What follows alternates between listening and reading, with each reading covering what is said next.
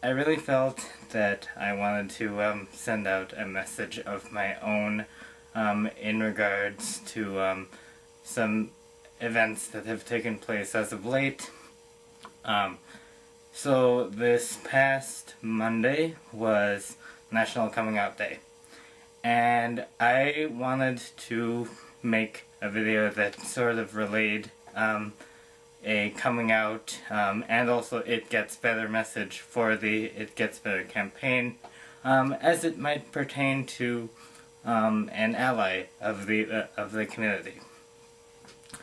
So first, we have this whole bullying issue, and what I wanted to first off say about bullying is that obviously we all know it's a bad thing. It's a tough thing to get through, and everyone has their own ways of going about it.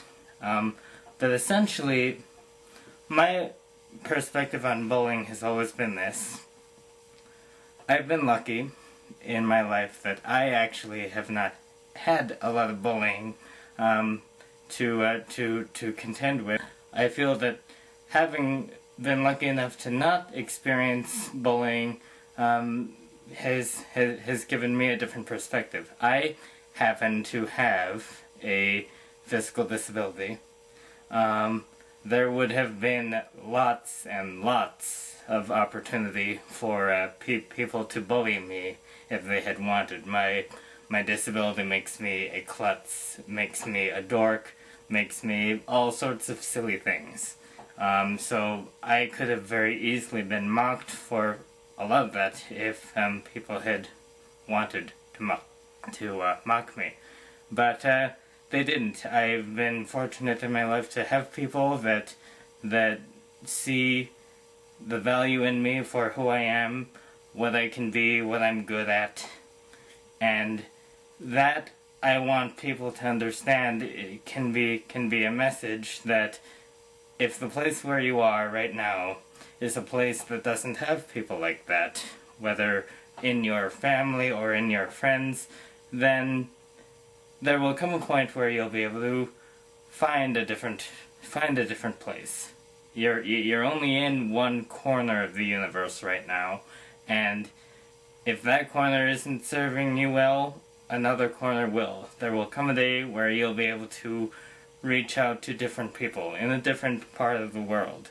In this day and age, that's more possible than ever, what with social media and everything else that we have for communication. We all know that bullying happens because people want attention. But what you might not think about right away is that people who bully for attention bully for that attention because they know they can get it. Because we happen to live in a society that allows that almost caters to that in some situations, and makes it entirely possible. So they know they'll get the attention they seek by bullying you. If the society doesn't change, then the bullying won't change. Because you understand that bullies are bullying you not based on their own ideals, not based on their own ideas. They're not thinking their own thoughts. They're thinking the way that society says it's okay for them to think. That's why it's so important that we change society, because it's society that bullies base their actions and beliefs upon. If you kill yourself, you're not helping your community.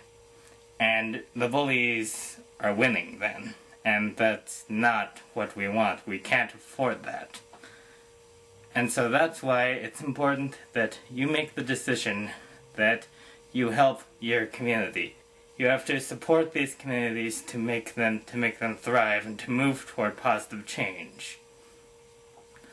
And so that's why it's so important that you make the decision that you drive ahead through the bad times and make it to a place where you know yourself and you know what you can do for your community so that things can get better in the long run.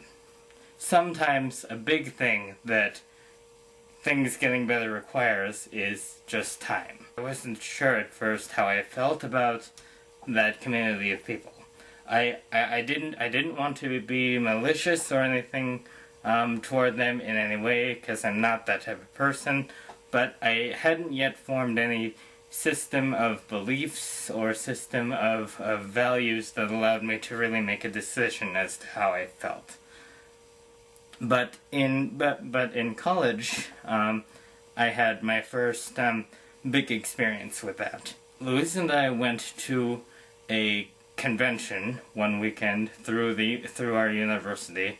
It was actually just for Latino unification. I was a member of the Latino club. Long story there. Not what this video is about. We had spent the night laughing our butts off at a Whoopi Goldberg show. We'd had a great time then, and after that we just kind of got to talking about miscellaneous things, and he eventually got into this whole point of being insecure about his sexuality, basically what you would probably call being in the questioning group, in the questioning section of GLBTQ. And so that was when I made up my mind that you know, hey, Luis is not a bad guy. It is not a bad guy. He's just going through these security issues with his sexuality.